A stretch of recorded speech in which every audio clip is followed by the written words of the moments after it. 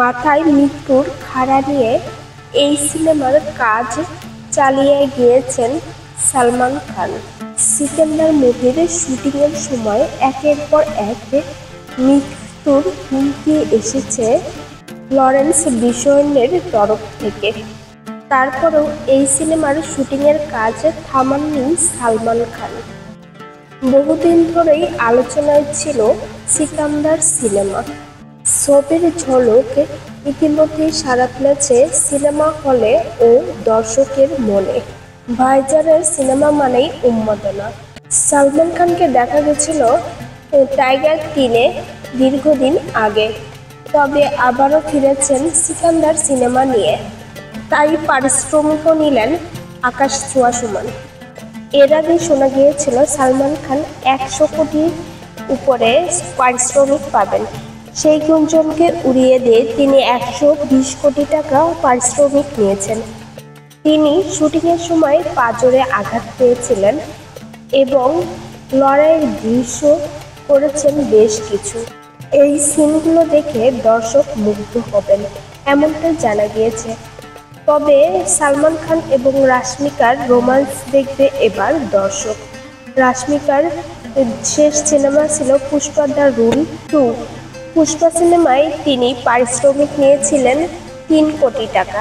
শোনা যাচ্ছে এবার তিনি 5 কোটি টাকা পারিশ্রমিক নিয়েছেন। তবে বিশেষ চরিত্রে রয়েছেন সালমান খানের সঙ্গে কাজল আগারওয়াল। তিনি পারিশ্রমিক নিয়েছেন 3 কোটি টাকা। সিনেমাটি ঈদে মুক্তি পাবে। মুক্তির আগেই 80% টাকা উঠে এসেছে নেটফ্লিক্স থেকে সিকান্দার সিনেমার জন্য। এরই মধ্যে সিকান্দার সিনেমা থেকে কে কত পারিশ্রমিক পেয়েছেন সেটাও ফাঁস হয়েছে। তবে সালমান খান, রাশমিকা, কাজল, শারমান জোশী, প্রতীক এদের কথাও ফাঁস হয়ে গিয়েছে। ইতিমধ্যেই সালমান খান এবং রাশমিকার একটি গান প্রকাশ পেয়েছে, যা সিনেমা প্রেমীদের মনে সাড়া ফেলেছে। কিভাবে 80% টাকা উসুল করলেন সিকান্দার সিনেমা? বিভিন্ন রিপোর্ট অনুযায়ী ছবিটি এর ডিজিটাল, স্যাটেলাইট ও মিউজিক্যাল রাইটস থেকে 165 কোটি রুপি পেয়েছে। সিকান্দার এর জন্য স্ট্রিমিং রাইটসের জন্য নেটফ্লিক্স 85 কোটি দিয়েছে।